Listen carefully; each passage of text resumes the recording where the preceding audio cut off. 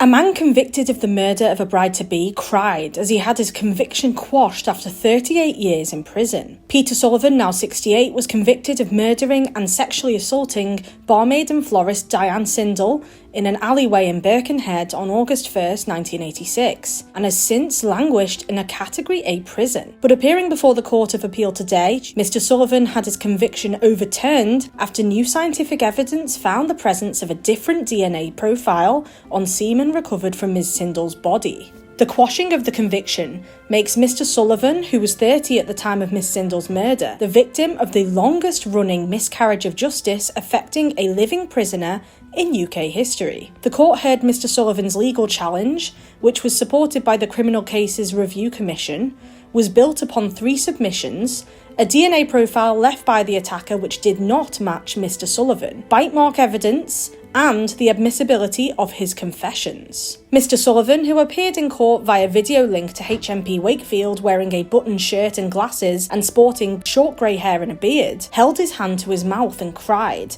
as the judges said he must be released from custody. Members of the public embraced, and one woman tearfully said, "We've done it." Jason Pitter, KC, for Mr Sullivan and the CCRC, told the court, at the time the matter was before the court, there was not the scientific capabilities to carry out analysis of that material. What has occurred since 2024 is an analysis carried out which led to the conclusion that the DNA profile from the semen samples could be attributed to an unknown.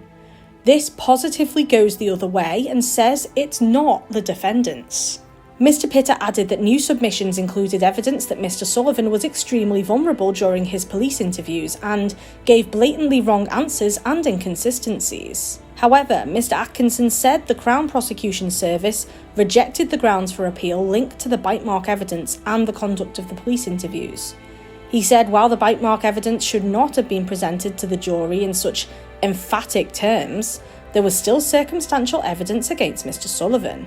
Ms Sindall had run out of petrol while driving home from a bar shift and was understood to have decided to walk to the nearest garage to fill up a jerry can, but she was set upon, sexually assaulted and beaten to death with a crowbar during a frenzied attack. Her body was found partially clothed at the entrance to an overgrown alleyway off Borough Road in Birkenhead on August 2nd, 1986. A post-mortem found a catalogue of injuries, including a fractured skull, multiple jaw fractures, severe bite marks, and evidence of mutilation. Sullivan was arrested after a 2-month manhunt, which included a BBC Crime Watch appeal in a murder that became known as the Murzy Ripper case. He was sentenced to life in prison after his trial in 1987.